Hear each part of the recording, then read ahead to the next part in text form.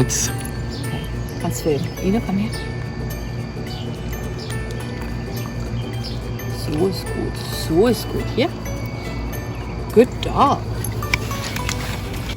I already added a drop of iodine solution on my slide. So now I'm rubbing this little rod into the iodine solution and should get this cheek cells transferred. Now I put this in my waste container. So now I'm going to add the cover slip to protect my microscope.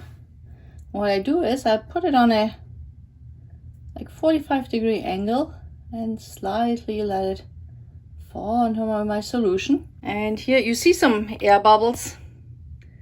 They should not be there, and those air bubbles will look like dark rings, and I'll show you how they look underneath the microscope so that you see what you should not observe actually. So here's my microscope. I already removed the dust cover. Now I'm taking my slide and put it here on my stage. And now I'm going to turn on the microscope, make sure that my object is in the light beam. Now I'm going to focus on the object. What we are seeing here are the prepared cheek cells with a 40-fold magnification. The blue arrows indicate air bubbles, and the red arrows indicate the cheek cells that we are looking at a higher magnification in a second.